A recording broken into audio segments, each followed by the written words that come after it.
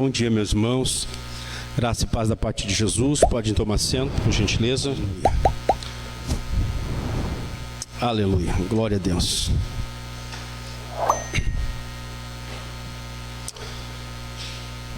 Então hoje, pela graça e pela bondade do Senhor, nós vamos dar início à nova série de pregação aqui da Mário Quintana.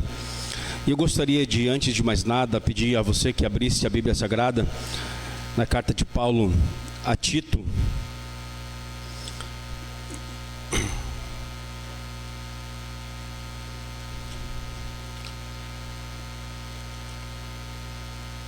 Capítulo 11.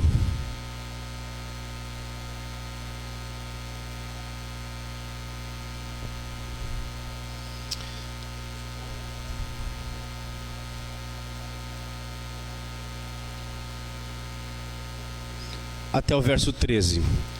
Tito, capítulo 2, verso 1 ao verso 13. Apenas esses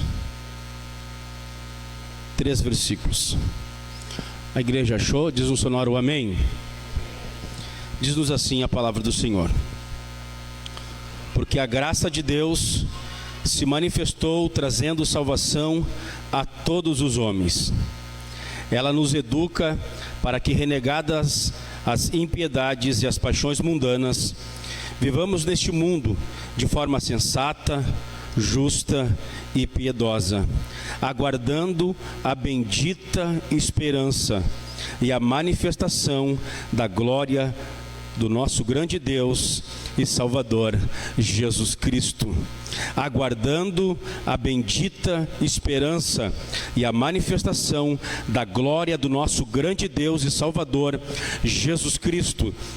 E aguardando a bendita esperança e a manifestação da glória do nosso grande Deus e Salvador, Jesus Cristo. Amém e amém. Feche os olhos onde você está. Mais uma vez vamos orar ao Senhor. Pai, nós lemos a Tua palavra e por causa da leitura que nós fizemos, nós Te suplicamos Tua graça com santo temor. Pedimos a Tua bondade sobre a cada um de nós aqui esta manhã. Que Tu nos encoraje, que Tu nos fortaleça, que Tu nos anime, Senhor. Que Tu nos console, que Tu nos exorte. Que Tu, Senhor, venha cravar os nossos olhos na eternidade. Que nós possamos, ó Deus, nesse início de série, nesse sermão de introdução, de abertura, Senhor, desta série, sobre a esperança cristã, a esperança da igreja, que Tu nos abençoe e nos agracie com a Tua presença, com o Teu Espírito e com o Teu Santo Evangelho. Pedimos isso no nome poderoso de Jesus. Amém e amém. Meus irmãos,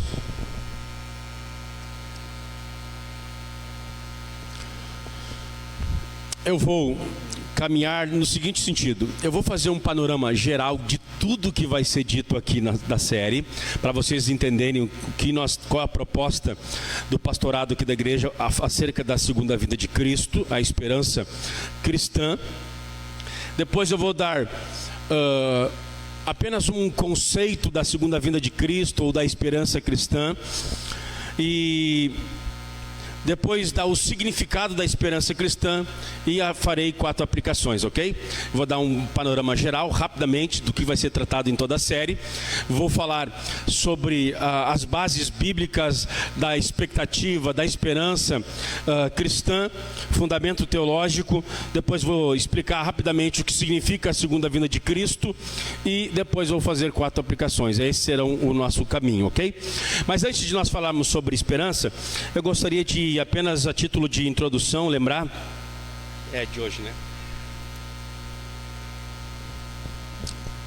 Lembrá-los que acho que essa é uma das forças mais poderosas que tem no universo, é a esperança. Coisa terrível é viver sem esperança, sem expectativa. O mundo aguarda uma vacina eficaz. Pobres esperam ascender economicamente. Enfermos esperam a saúde. O Inter espera ser melhor que o Grêmio. Ou o Grêmio espera ser melhor que o Inter. Eu sou pastor de gremistas e colorados, então isso foi um anexo assim. Tive que falar, fui obrigado a falar. O fato é que todos nós aguardamos e esperamos alguma coisa. A série que nós damos abertura fala da maior e superior esperança que existe. O dia em que o pecado terá fim, a iniquidade terá fim, a doença terá fim, a culpa terá fim, a inclinação da carne terá fim. Pois tudo isso significa, e tudo isso está no arcabouço da segunda vinda de Cristo. O diabo será destruído, a maldade, a mentira, a hipocrisia, o fingimento, a hipocrisia, adultério, roubo, violência, está tudo já determinado para ser destruído. Pois a segunda vinda de Cristo nos afirma todas essas verdades. Que coisa boa é termos essa esperança.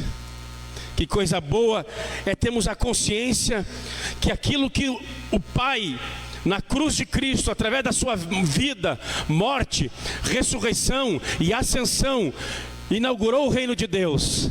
Há um dia em que esse reino, o domínio de Deus de forma plena, cabal, inteira, se estenderá por toda a criação. Por toda a criação. Bendito seja o nome do Senhor. Pois bem, é sobre isso que nós vamos tratar nessa série que se inicia hoje. A segunda vinda de Cristo, a nossa bendita esperança. Como eu falei para vocês, eu vou apenas apresentar um script sobre a série, o que vai ser tratado. Hoje eu vou estar nessa abertura dando o conceito bíblico e teológico da segunda vinda de Cristo. Semana que vem, dia 24 de janeiro, o presbítero Alexandre vai estar falando sobre a natureza da vinda de Cristo, a natureza visível, física e pessoal.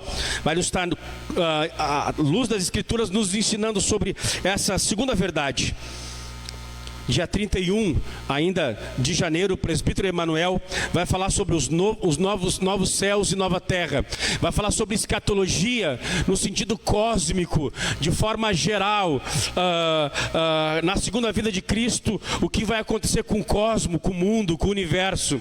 Ele vai estar apontando como a segunda vinda de Cristo afetará os animais, os elementos na natureza, as estrelas, sol, lua, enfim, o que acontecerá quando Jesus se manifestar.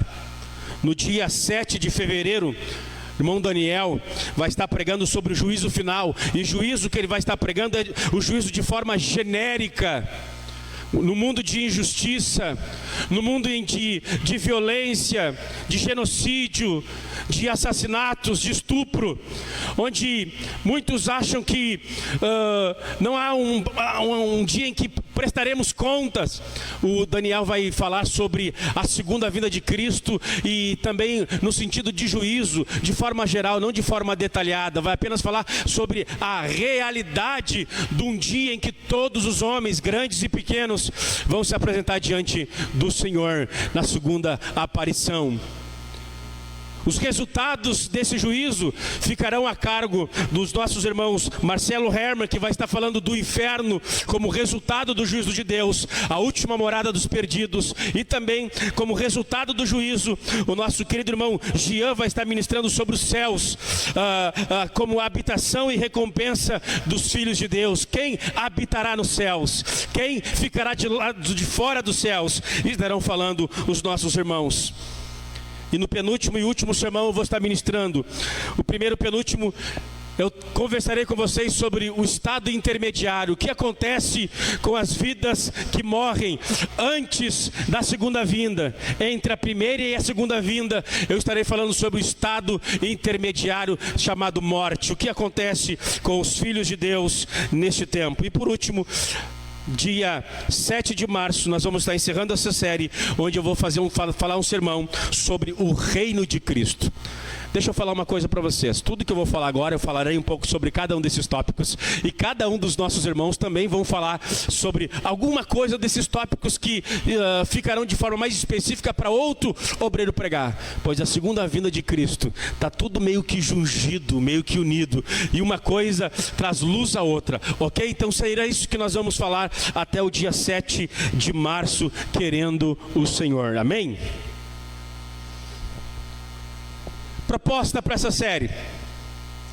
Nessa nova série sobre a segunda vinda de Cristo, nós procuraremos responder duas perguntas fundamentais. O que esperamos como nossa alegria futura, a segunda vinda de Cristo? O que nós esperamos? E segundo, o que fazemos enquanto nós aguardamos? Então, essa série, esses 8 sermões que serão ministrados vão procurar responder essas duas perguntas. O que significa a esperança bendita do cristão? E como nós vivemos à luz dessa esperança? Se Cristo triunfará sobre a morte, se os nossos corpos ressuscitarão em glória, como é que eu respondo para a vida? Como é que eu peregrino nessa terra, uma vez que eu sei que a morte não reina e não domina mais? Como é que eu compro? Como é que eu pago? Como é que eu sou esposo? Como é que você é esposa? Como é que você é filho? Como é que você é filha? Uma vez que você tem essa esperança que este mundo passará por uma grande transformação. Como é que nós respondemos para a vida diante da enfermidade, diante da perca de um ente querido, da descoberta de um câncer, da degeneração do nosso corpo? Como é que nós respondemos? É sobre isso que nós vamos falar. Responderemos duas formas. Resposta para a primeira pergunta. Segundo as Escrituras, a esperança futura final do Evangelho significa salvação, ressurreição, vida eterna e todas as demais coisas que acompanham a doutrina e as verdades da segunda vinda de Cristo. Então, o que é a esperança cristã? Salvação eterna, ressurreição do corpo, vida eterna, juízo final, destruição dos perversos, destruição da morte e tudo o que acompanha a segunda vinda de Cristo. Então nós vamos estar respondendo de forma pormenorizada, semana após semana, e desenvolvendo essa resposta. Tenho observado que a maioria das pessoas não tem ideia do que seja a verdadeira esperança cristã, ou a esperança futura. A segunda resposta: o que fazemos enquanto aguardamos, enquanto esperamos? Visa a esperança no presente, maneiras práticas de como a esperança cristã se manifesta. Queira o Senhor nos abençoar grandemente. Bendita esperança. Eu não preciso projetar, eu mandei para ti só para mim poder ter aqui no meu celular. Nossa bendita esperança. Deixa eu explicar, eu mandei o meu sermão pro WhatsApp de Ezequiel. Quem está ouvindo pensa que isso aqui é uma conversa de louco, né, tio? O cara olha e fala uma coisa dessa.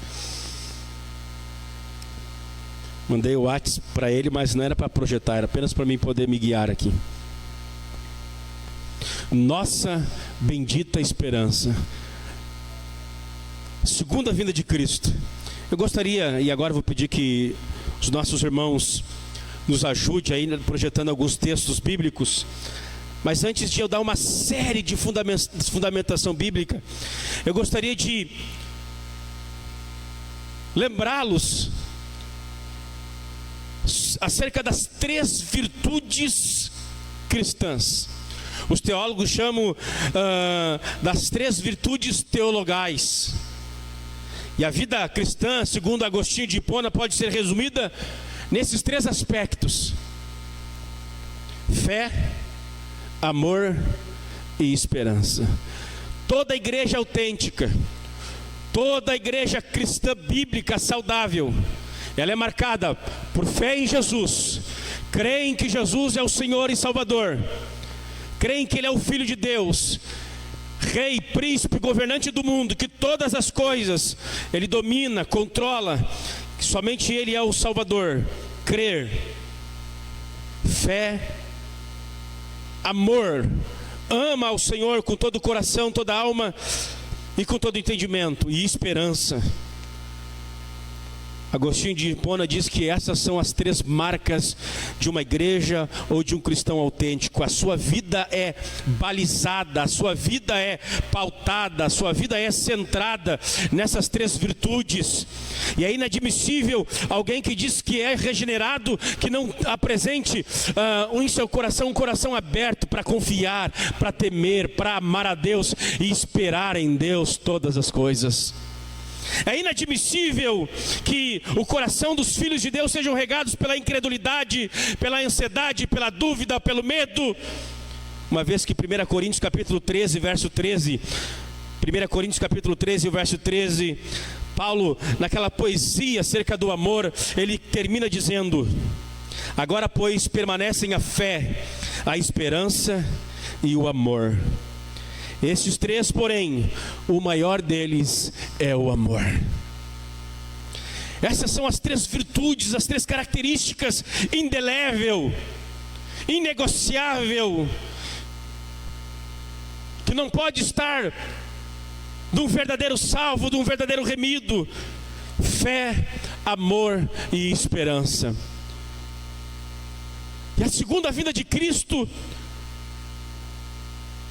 a nossa esperança futura, nos traz à tona tanto a fé, tanto o amor como a esperança, mas especialmente amor e esperança.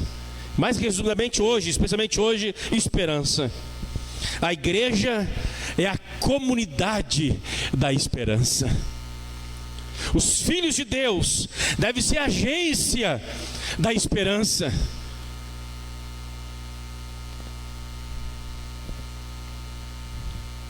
Quando a igreja de Tessalônica estava enfrentando as dificuldades diante da morte, o apóstolo Paulo escreveu a ela dizendo, Tessalonicenses capítulo 4, verso 13, coloque na tela para nós, por favor.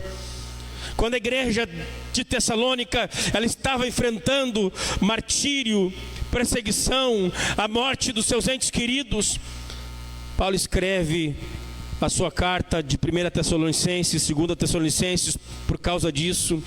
Paulo escreve acerca da segunda vinda, uma epístola inteira sobre a segunda vinda de Cristo, e especialmente no capítulo 4, 13, ele escreveu acerca dos irmãos que estão perplexos diante da morte. Ele diz assim: irmãos, não queremos que vocês ignorem a verdade a respeito dos que dormem, daqueles que morreram, daqueles que partiram, para que vocês não fiquem tristes como os demais, como as demais pessoas, como aqueles que não são cristãos, como aqueles que não creem na Bíblia, como aqueles que confessam a sua fé nos ídolos, no diabo, nos espíritos, nos guias, seja lá o que for. Vocês não devem ficar tristes como eles, como os demais que não têm esperança. A igreja é a comunidade da esperança. A igreja é a comunidade da esperança. Para nós ficar de pé, bater palma, cantar forte não era para ser um problema. A esperança que nós temos Nós devemos cantar com alegria, com vontade, com prazer, com júbilo, porque nós temos a absoluta certeza do que nos aguarda. E é interessante que nos aguarda o que nós não nos merecemos. Nós merecemos o inferno, nós merecemos a condenação, mas aquilo que nós merecemos Deus não nos dá, e aquilo que nós não merecemos Ele nos dá: seu perdão, sua justiça, o céu, a comunhão, uma vida nova e um reino onde Ele nos fez reis e sacerdote. Sentaremos com Ele no seu trono, governaremos as nações. Bendito seja o nome do Senhor. Eu não entendo, eu nunca vou compreender aqueles que não têm força, não têm brio, não têm força no coração para levantar-se no domingo de manhã e adorar a Santíssima Trindade, uma vez que a palavra do Evangelho é uma palavra de esperança. Leonardo Rivail, ele dizia: 5 minutos na eternidade será suficiente para constatar que nós deveríamos ter orado mais, confiado mais, amado mais, evangelizado mais. Nas suas orações ele dizia: Senhor, grava a eternidade diante dos nossos olhos. Faz-nos enxergar a maravilha, a glória que é a esperança futura, a esperança cristã. O reformador Martim Lutero, reformador alemão, ele dizia o seguinte: vivamos hoje como se Cristo tivesse morrido ontem, ressuscitado hoje e voltará amanhã. Vivamos no presente século, dizia o reformador, como se nosso Salvador, nosso Redentor, morresse no dia de ontem, ressuscitasse hoje e voltará amanhã.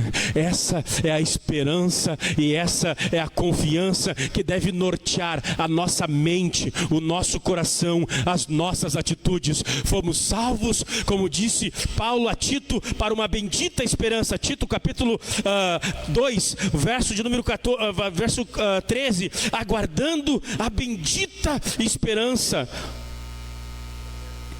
Ah, que coisa gloriosa, bendita e gloriosa esperança, poderosa e gloriosa esperança. Olha o que diz 1 Pedro capítulo 1, verso 3: bendito seja o Deus e Pai de nosso Senhor Jesus Cristo, que segundo a sua grande misericórdia nos regenerou para uma viva esperança. Bendito Deus e Pai, louvado seja Deus, engrandecido seja Deus, bendito seja o Deus Criador, que nos regenerou para uma viva esperança.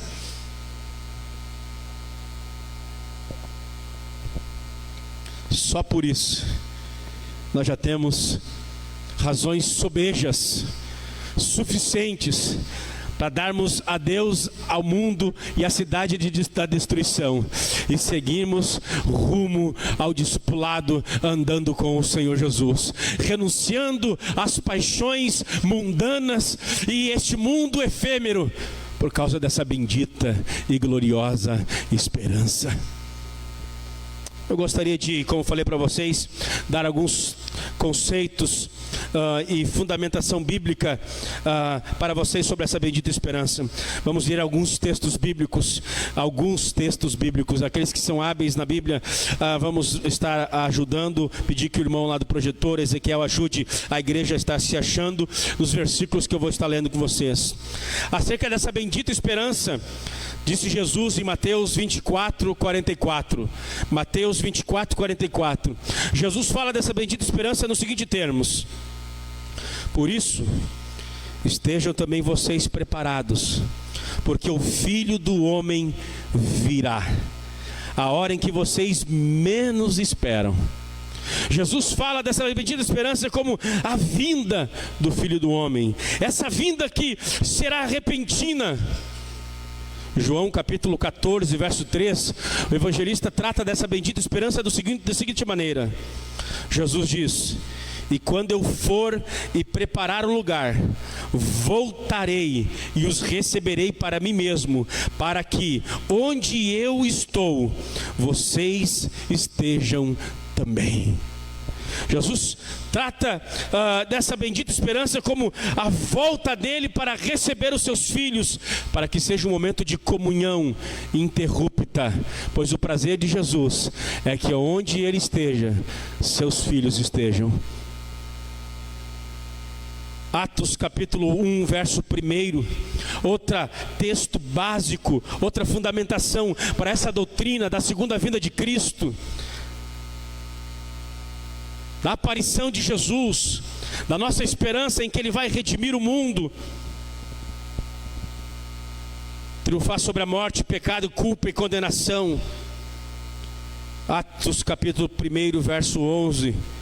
Imediatamente depois de Jesus ascender aos céus, 2 anjos disseram aos seus discípulos, olharam para ele e lhes falaram, lhes disseram: homens da Galileia, por que vocês estão olhando para as alturas? Esse Jesus que foi levado do meio de vocês para os céus, virá do modo como vocês o viram subir. Os anjos falam aos apóstolos quando Jesus foi assunto aos céus. Ele virá da mesma maneira, da mesma forma, dessa mesma forma que vocês estão vendo ele subir, vocês virão ele retornar uma segunda vez. Tessalonicenses capítulo 4, verso 16, Paulo fala dessa bendita esperança da vinda de Cristo como o Senhor vindo, descendo das nuvens, descendo dos céus.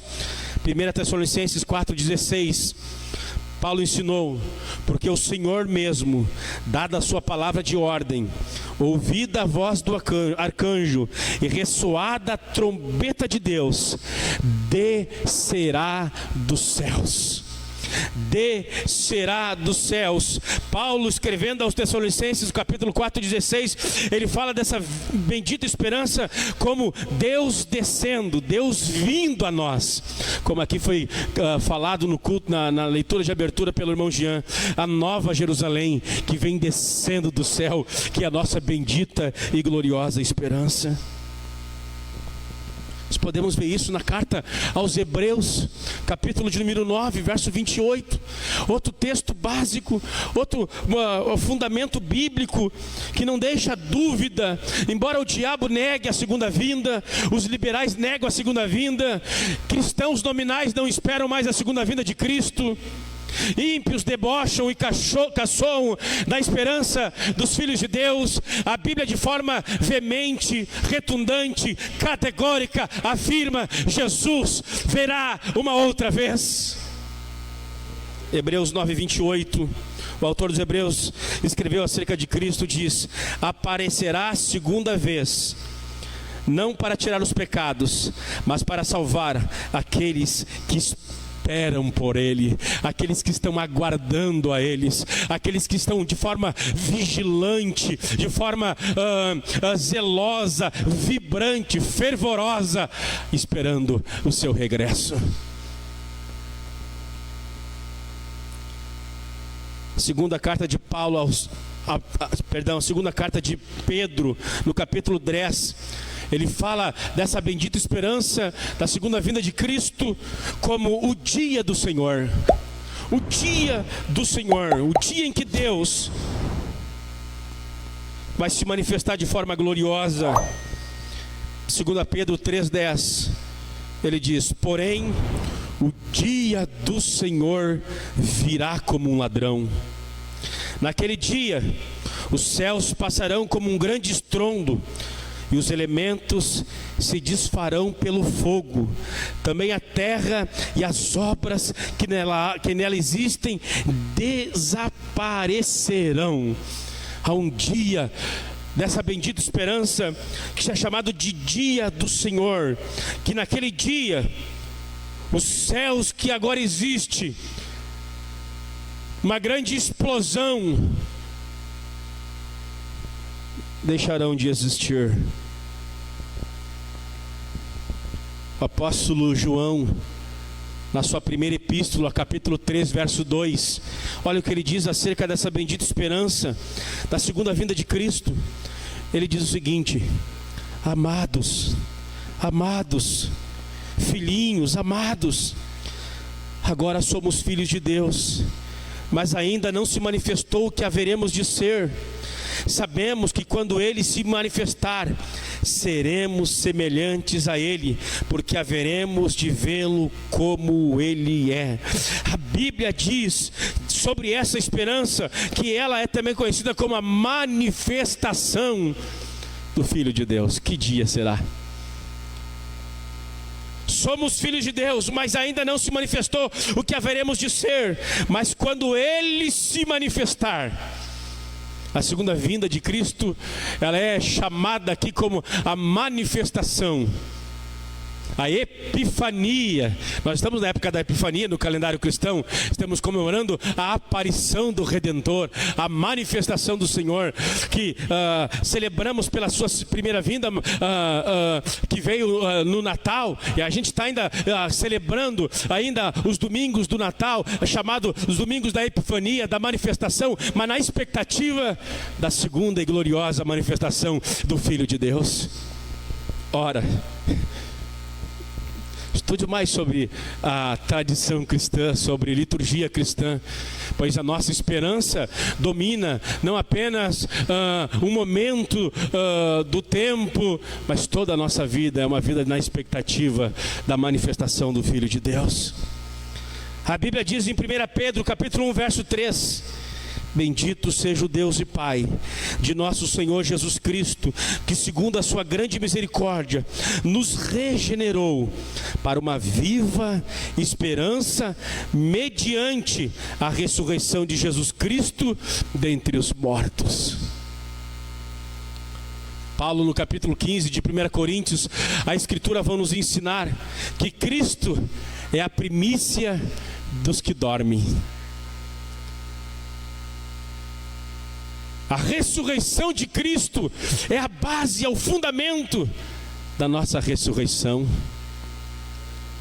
A nova vida que Cristo trará na sua segunda vinda, ela foi inaugurada na ressurreição do Messias dentre os mortos. A nova vida que Deus vai levar a cabo no último dia derradeiro, ela é fundamentada na ressurreição de Cristo. A ressurreição de Cristo mudou toda a história. E nós vamos ver isso durante toda essa série. A Bíblia diz em 2 Pedro, capítulo 3, verso 10. Olha que diz a Bíblia, lá em 2 Pedro, capítulo 3, verso 10. Porém o dia do Senhor virá como ladrão. Naquele dia os céus passarão como um grande estrondo, os elementos se desfarão pelo fogo, também a terra e as obras que nela existem desaparecerão. A Bíblia, de forma categórica, de forma inequívoca, ensina a segunda vinda de Cristo, a manifestação do Filho de Deus nas nuvens, para redimir a igreja, para restaurar o seu reino, para consumar e concluir a obra que Ele iniciou na cruz do Calvário. A Bíblia diz lá em Filipenses capítulo 3, verso 20 e verso 21, ainda fundamento bíblico, teológico. Existem mais de 318 referências do Novo Testamento acerca da segunda vinda de Cristo. Filipenses 3, 20 e 21 diz assim: Pois a nossa pátria está nos céus, de onde também aguardamos o Salvador, o Senhor Jesus Cristo, o qual transformará o nosso corpo de humilhação para ser igual ao corpo de sua glória, segundo a eficácia do poder que Ele tem, até subordinar a si todas as coisas. Pois a nossa pátria está nos céus, de onde também aguardamos o Salvador, o Senhor Jesus Cristo, a qual transformará o nosso corpo de humilhação para ser igual ao corpo da sua glória, segundo a eficácia do poder que Ele tem, até subordinar a si todas as coisas.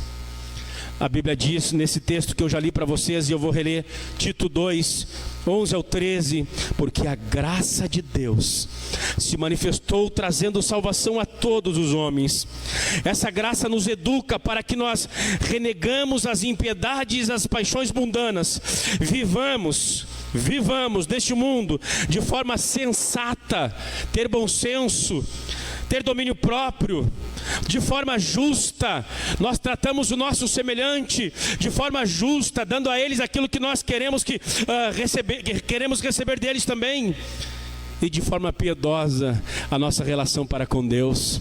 A graça de Deus altera a forma que nós vivemos e nos relacionamos conosco. A graça de Deus transforma a forma que nós nos relacionamos com o próximo. E a graça de Deus transforma a nossa relação para com o Senhor. Vivemos de forma justa, de forma sensata, de forma justa e de forma piedosa. A esperança que a graça de Deus nos traz altera as nossas relações. De tal maneira que eu sei, quem tem na alma e nutre na alma a certeza da salvação e a esperança da glória futura. Bendito seja o nome do Senhor.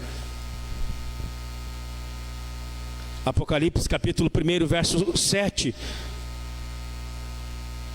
Eu estou indo já para o final das fundamentações bíblicas e teológicas. Não canse de ouvir as Escrituras sobre essa verdade. Você não pode se cansar, você tem que se cansar de ver filme e piada profana. É isso que você tem que se cansar, não, mas de ouvir a palavra de Deus. Diz a palavra de Deus, Apocalipse capítulo 1, verso 1: eis que ele vem com as nuvens, e todo olho o verá, até mesmo aqueles que o transpassaram. Todas as tribos da terra se lamentarão por causa dele. Eis que ele vem com as nuvens, e todo olho o verá. Ele vem, ele vem, ele vem, ele vem, ele vem, ele vem, ele vem, ele vem. A negligência humana diz: não, isso aí vai tardar. Não vai acontecer. O diabo, o nosso adversário, ele tenta colocar apostasia, incredulidade no nosso coração, dizendo: não, mas meus pais já diziam isso, os meus avós já diziam isso, ele não vem. Mas há no coração de um crente sincero esse clamor, esse anseio: ora vem, Senhor Jesus. Ele vem com as nuvens. 2 Pedro 3,9, olha o que diz o apóstolo na sua segunda epístola acerca dessa doutrina fundamental acerca da segunda vinda de Cristo. Quando alguns estavam caçoando da igreja há 2000 anos atrás: que negócio de ser crente, vocês abandonaram o judaísmo, vocês tiveram seus bens espoliados, vocês foram ridicularizados pelos seus patrícios.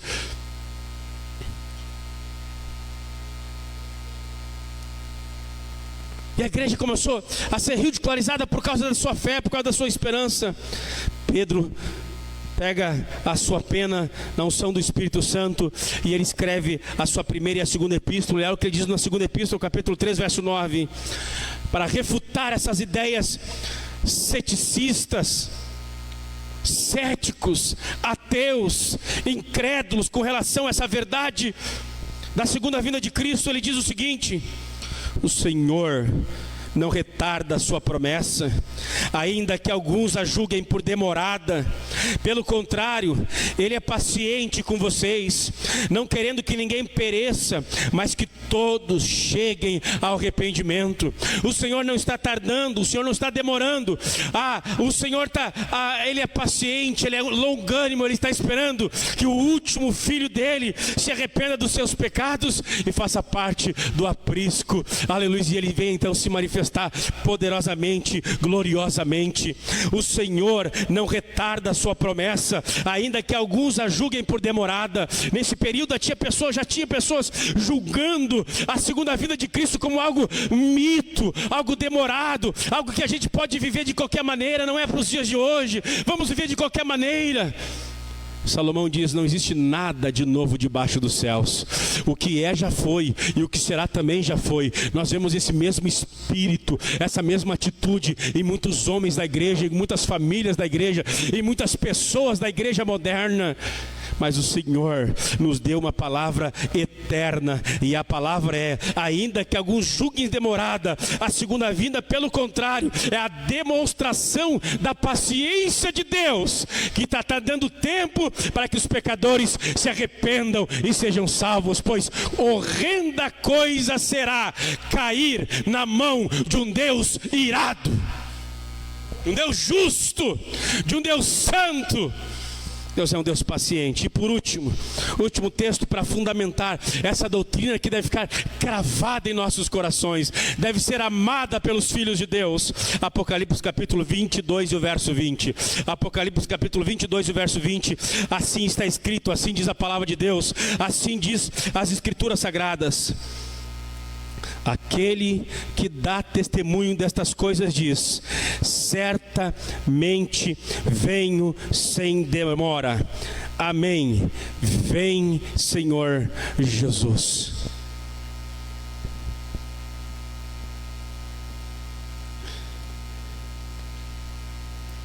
Olha que diz Apocalipse 22, 17. Apocalipse 22, 17. Volta só uns versículos anteriores.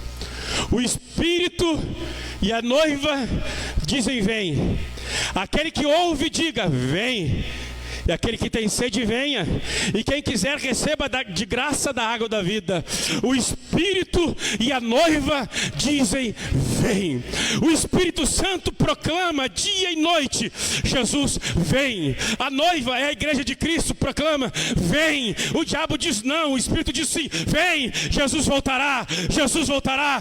Ele vem, ele vem, ele vem. Os incrédulos dizem: ele não vem. Mas o Espírito e a noiva, o Espírito Santo, o Espírito de Cristo, o Espírito de Jesus, a igreja de Jesus diz: vem, vem, vem, vem. Ele vem, ele vem, ele vem, ele vem. Aleluia, aleluia, aleluia. Você está aguardando Ele, meu irmão? Você está aguardando Ele, minha irmã? Ele vem, Ele vem, Ele vem, Ele vem, Ele vem, Ele vem. O Espírito e a noiva dizem: vem. A segunda vinda de Cristo deve ser esperada. A segunda vinda de Cristo deve ser amada por todos os salvos.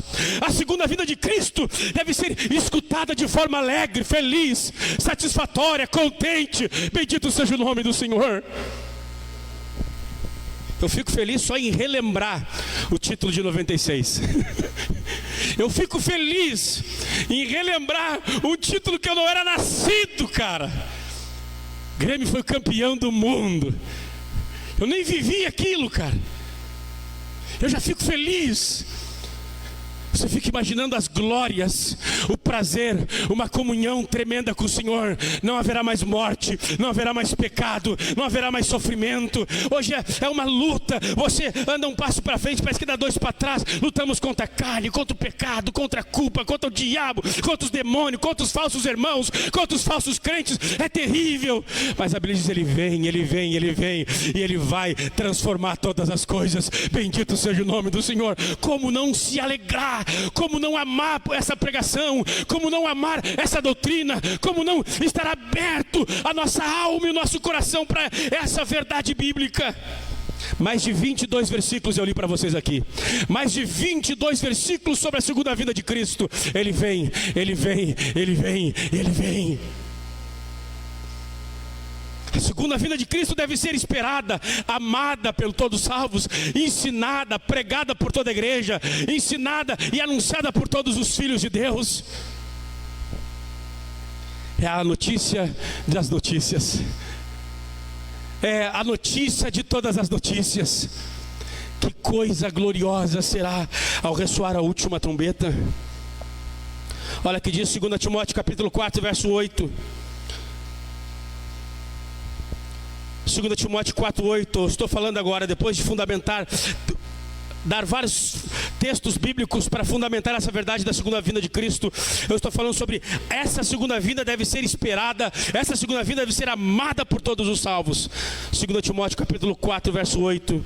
Paulo, depois de falar da sua vida que está sendo derramada por libação, olha que ele fala acerca da segunda vinda. Desde agora me está guardada a coroa da justiça, que o Senhor reto juiz me dará naquele dia, e não somente a mim, mas também a todos os que amam a sua vinda. A segunda vinda de Cristo deve ser amada, deve ser esperada, deve ser aguardada por todos os filhos de Deus.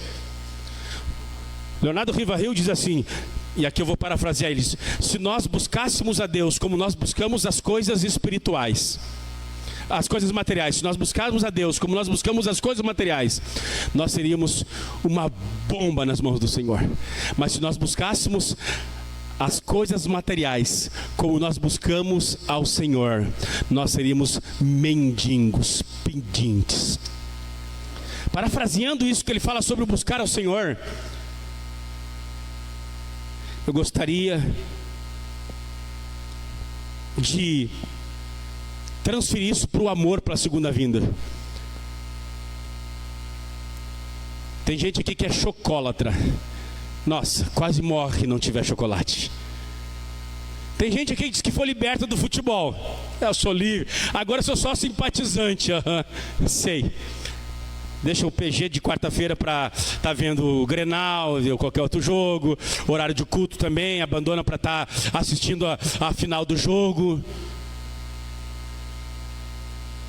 Tem gente que eu sei que é viciado em série, eu sei. Viciado. Nem saiu ainda aqui no Brasil, o cara já sabe o final, já. O que ele viu lá, paga, uns pagam, né? E outros ainda baixam um negócio pirata para se antecipar lá, para ver as séries. O fato é que nós amamos muitas outras coisas. Nós desejamos e anelamos muitas outras coisas. Quer saber onde é que está o teu amor? Com que tu gasta o teu tempo?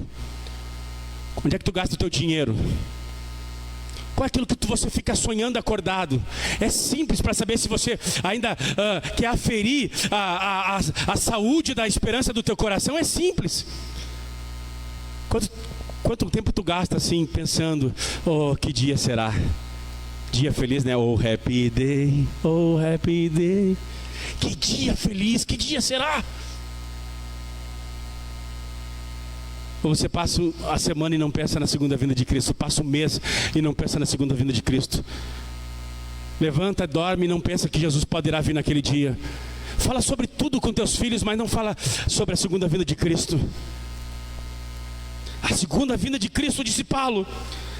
Ele diz, essa esperança eu vou receber uma coroa de justiça, receberei a vida eterna, não somente eu, mas todos quanto amam a sua vinda. Bendito seja o nome do Senhor. Apocalipse 22:17, a gente já leu aqui. O Espírito e a noiva dizem vem. Aquele que ouve, diga vem. A segunda vinda deve ser anunciada de forma expectativa, vibrante por nós, expectante e vibrante por nós. O Espírito diz vem. A noiva é a igreja, eu e você temos que cantar, pregar, ensinar. Vem, ora vem Senhor Jesus. Maranata, ora vem Senhor Jesus. Ou você está com medo que na vinda dele acabe os teus planinhos? Quero ser conhecido no Facebook, eu quero ter renome. Não, mas se o Senhor vir, vai estragar agora o meu sonho de emagrecer. Eu quero emagrecer, não é errado emagrecer. Eu tenho que fazer um casamento 17 de abril. Eu preciso entrar no terno. Vocês viram que o terno está aberto aqui? Não é estilo. Falta pano o negócio. Vou ficar justinho assim.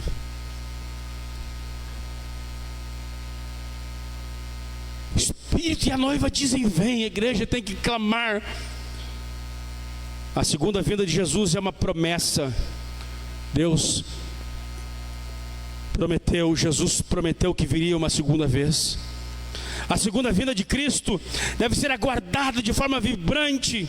Devemos amar a sua vinda, devemos crer, devemos ensinar sobre a verdade, sobre essa verdade fundamental do Evangelho. Ele vem, Ele vem, Ele vem. 10 minutos agora eu quero passar para explicar para vocês o que significa a vinda de Cristo. Eu quero fazer 4 aplicações final, que já deu para iniciar aqui, já deu para ver como é que nós vamos trabalhar. Qual o significado da vinda de Cristo? Antes de falar o que significa Jesus voltar uma segunda vez, Ele vir uma segunda vez, eu gostaria de dizer o que a segunda vinda não significa, ok? Ok? Vai ficar bem claro assim, porque às vezes para falar o que é melhor falar o que não é. Acho que é um caminho bom de nós trabalharmos, ok? Então, o que a segunda vinda de Cristo não é?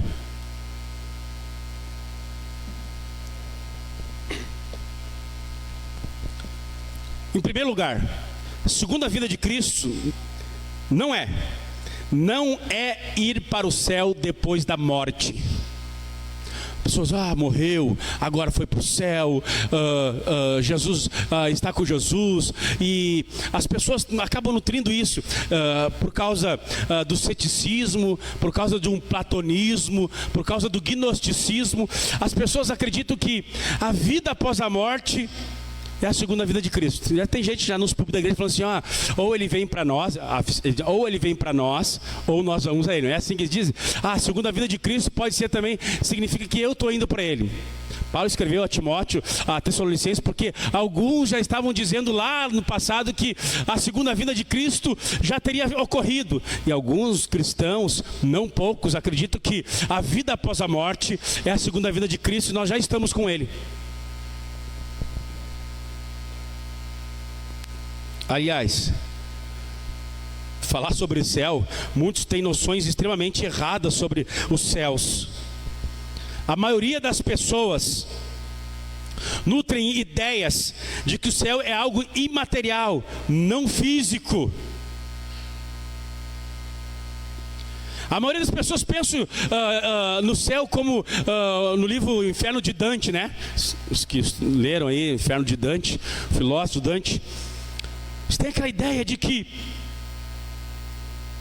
o céu é um lugar etéreo, espiritual. Nós estamos sem alma, só de alma lá tocando harpa, todo mundo de branco, sem nada para fazer, e uma extensão infinita, imortal, todo mundo de branco, tocando harpa, ocioso no céu, imaterial, não físico.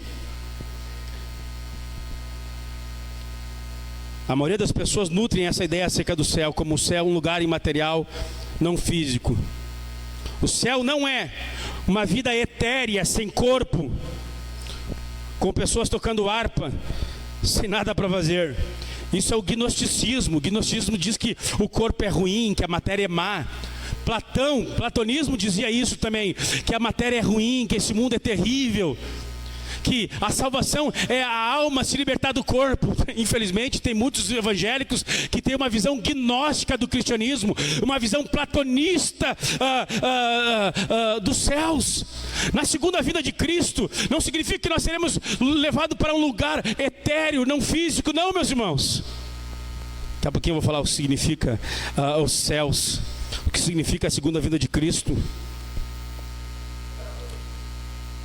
A ressurreição não significa vida após a morte. Ressurreição, porém, significa vida após a vida após morte. Entenderam? Depois da morte, o meu corpo será ressuscitado.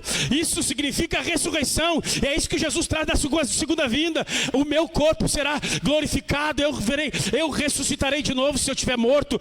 Aqueles que morreram em Cristo ressuscitarão novamente. Com os seus corpos serão transformados. Essa terra será transformada. Nós não estamos indo para um lugar longe e distante. Este mundo será transformado. A única coisa que não terá neste mundo é o pecado, é a maldade, é a mentira, é o diabo.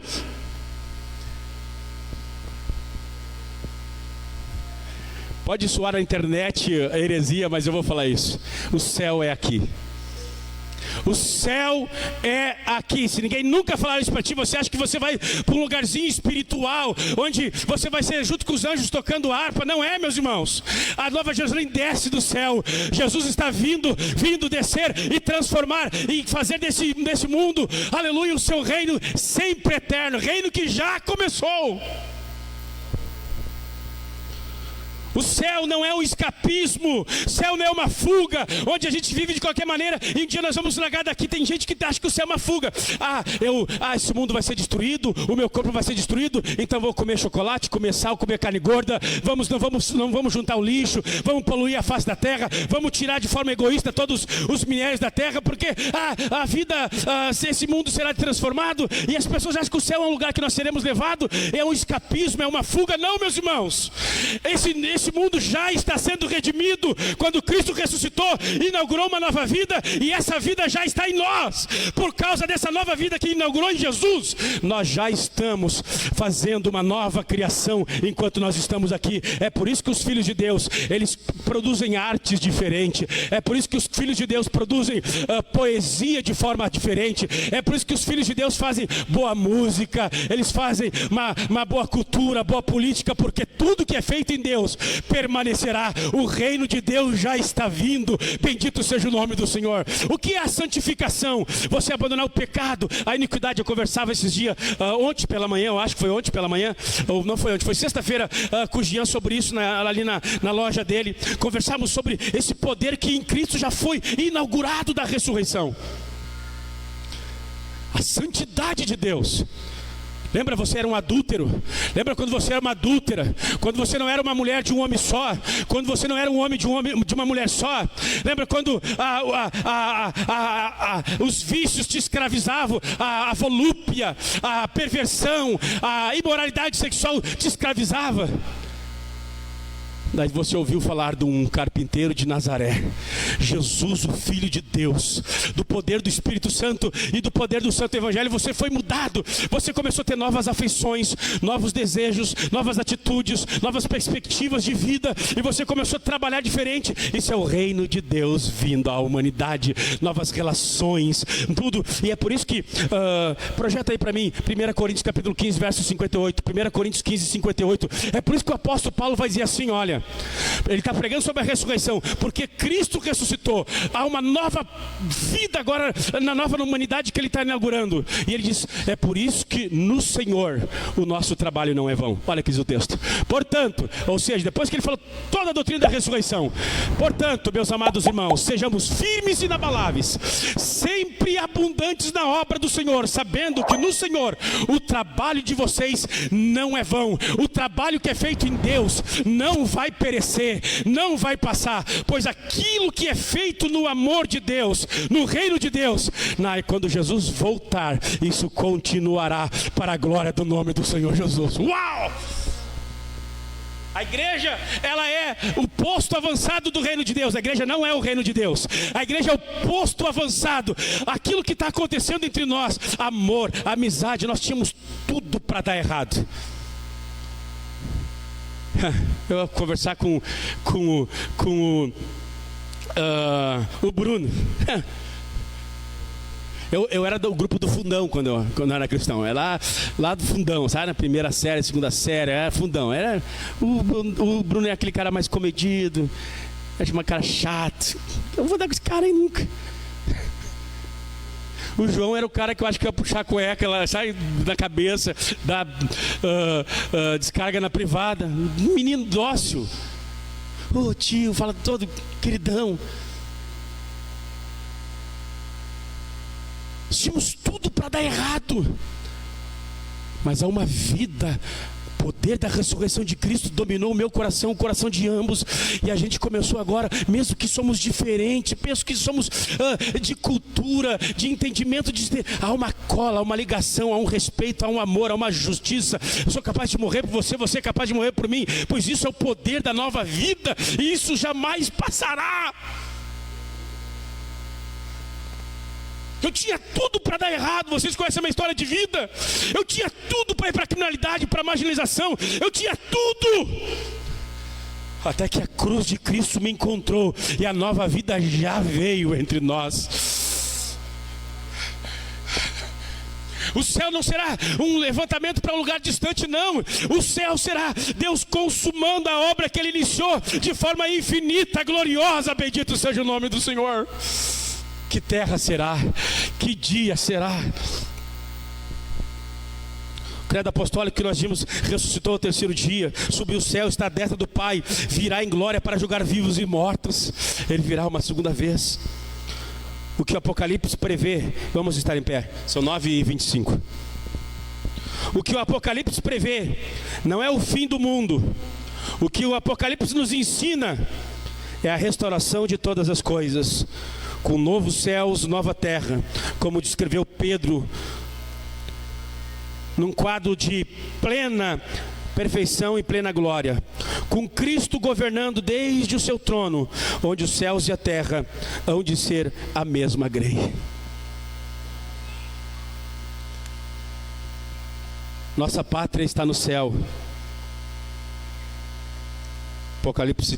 Filipenses 3, 20 e 21.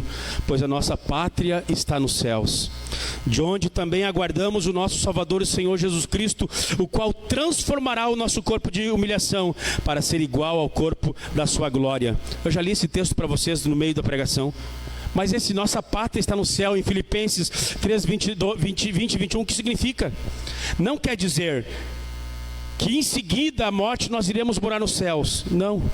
Ele está dizendo que o Salvador, o Senhor, o Rei Jesus virá do céu. Nossa pátria está no céu porque Jesus está lá. E Ele virá do céu para a terra para mudar a nossa condição. A palavra-chave de Filipenses 3:20: e transformará os nossos corpos. Esse é o céu. O céu será essa transformação gloriosa, radical, sublime. Mas essa transformação gloriosa do futuro já foi iniciada na vida, morte, ressurreição e a ascensão de Jesus.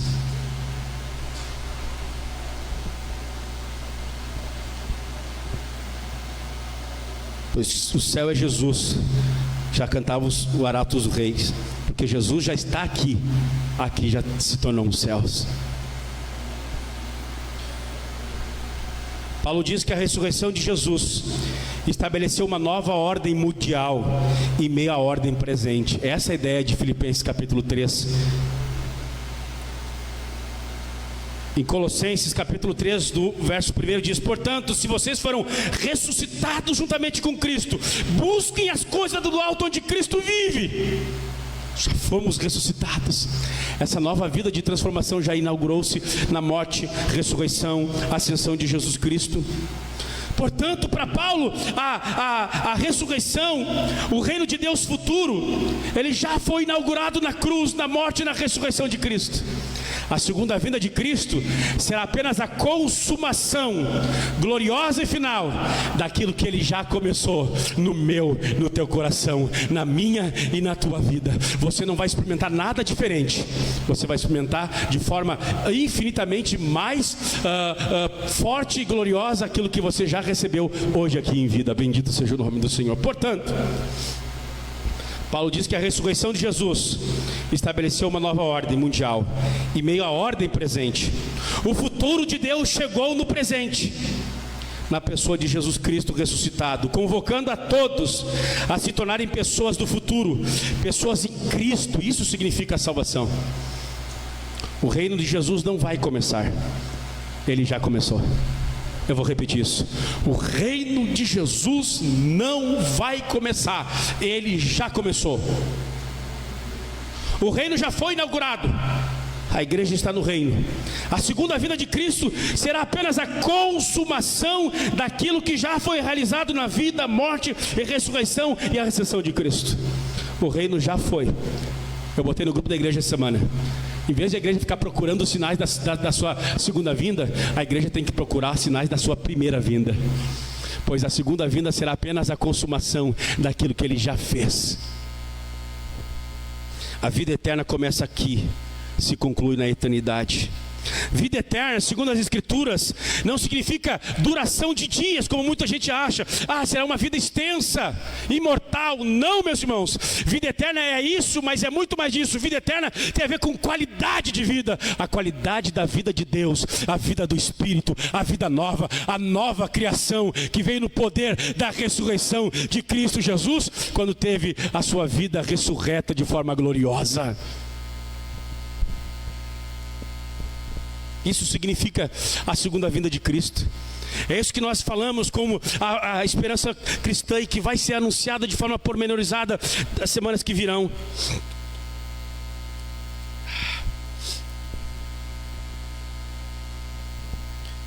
Gostaria de concluir uma frase com vocês, importantíssimo sobre isso. Nossas vidas devem ser parábolas que narram a história do nosso amado Redentor. Nosso casamento deve ser a mesma coisa, sinal, um farol que sinaliza a este mundo perdido a realidade gloriosa que Jesus é Rei e Senhor. Ele já reina. Quando os ímpios, incrédulos olharem para a minha vida, para a sua vida, é como se Deus estivesse contando parábolas. O meu reino foi inaugurado. Vocês não precisam viver sob mentira, traição, ódio, violência e amargura. Há uma nova vida, uma nova possibilidade. O reino já foi inaugurado. A segunda vinda será apenas a consumação deste reino. 4 aplicações eu falei para vocês, né? Número 1. Onde é que está o seu consolo? Diante de tudo que eu falei, onde está a tua esperança? Onde é que está o teu consolo? Aquilo que você perder e a infelicidade tomou conta de você. Onde é que está a tua esperança? Já cantava a canção da harpa. Nossa esperança é sua vinda.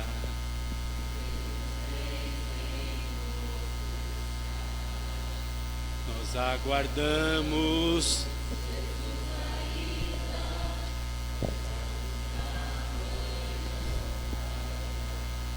Onde é que está a tua esperança, irmão? Por que nós temos um cristianismo tão fraco, tão anêmico? Por que você acha que os mártires do Coliseu enfrentaram os seus algozes, as feras, os tigres, os leões? Porque eles sabiam que a sua cabeça poderia ser cortada e decapitada nessa terra, mas eles eram os seres da eternidade. Eles estavam sobre um novo reino. Aleluia. Eles diziam a César: você pode matar o corpo físico, você não pode tirar a minha vida verdadeira e autêntica, pois a minha esperança é Jesus de Nazaré. Onde está a tua esperança e consolo? Segunda aplicação: como você está se preparando para esse glorioso dia? Como é que você está se preparando? Aos homens que estão aqui, como é que vocês estão falando sobre essas verdades para os filhos, para as filhas de vocês? Ou vocês estão criando homens e mulheres para serem que nem os descendentes de Lameque, homens que pensam apenas nessa vida, nessa terra, e eu digo vida e terra sem Deus, sem a consciência de que esse reino é de Deus, esse mundo deve ser vivido para a glória de Deus. Como você está se preparando para esse glorioso dia? Você pode não crer, você pode blasfemar, você pode ridicularizar, mas esse dia há de romper. Aleluia. Nós veremos Ele, nós veremos o seu rosto, nós veremos as suas mãos, os cravos das suas mãos, veremos os furos ao seu lado, vamos beijá-lo. Esse dia virá. Terceira aplicação: o reino de Deus já foi inaugurado. Pergunto a vocês: a qual reino você tem se submetido? A qual reino você tem se submetido? A quem você tem sido leal? Ao mundo? Aos prazeres? Ao pecado? Quem é o Senhor da sua vida? Quem é o Senhor da sua história? Quem é que faz a sua agenda anual? Quem é que governa os teus planos? Onde está o Senhor? Ele é o Rei. Jesus jamais será o Salvador daqueles que Ele não é o Senhor, daqueles que Ele não governa, daquele que Ele não manda, daquele que não rege. E por último lugar, a Bíblia afirma que este mundo será destruído. As glórias, os prazeres, o poder deste mundo é transitório. O novo poder de Deus, o poder do reino vem vindo. Humildade, amor, justiça, santidade, já está agora. A gente vê na vida dos novos convertidos, na vida da nova criação, perdão, daqueles que nasceram de novo. Justiça, amor, lealdade, perdão. Por isso que é inadmissível filhos de Deus viverem sempre de briga, casal sempre em contenda, xingando. A comunidade da esperança é a comunidade do amor, do perdão, da graça, da justiça de Deus. Qual a importância deste mundo? Você pensa somente nos valores, no poder e na glória deste mundo?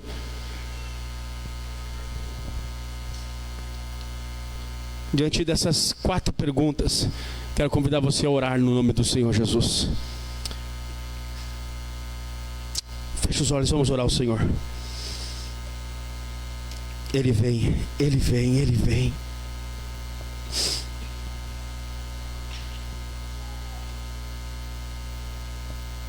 Ah, coisa linda.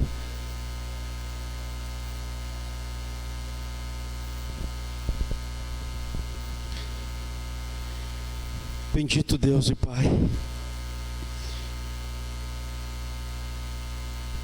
Tua palavra diz que nos últimos dias serão dias difíceis. Os homens apostatariam da fé ao ouvir espíritos enganadores, espíritos demoníacos, doutrinas de demônios, que homens carnais com a sua mente reprovável ensinaria, Senhor. Temos uma época de apostasia, de mentira, de ceticismo, de incredulidade, de abandono das doutrinas básicas e fundamentais. Teu Espírito colocou no coração da liderança dessa igreja a nós pararmos, ó Deus, algumas semanas e falarmos sobre esse glorioso e grande dia. Que, Senhor, as famílias da igreja sejam consoladas, fortalecidas, animadas, seus corações sejam oxigenados com a bendita e gloriosa esperança. Ó Deus, que essa esperança, Senhor, faça diminuir o poder do pecado dentro do nosso próprio coração.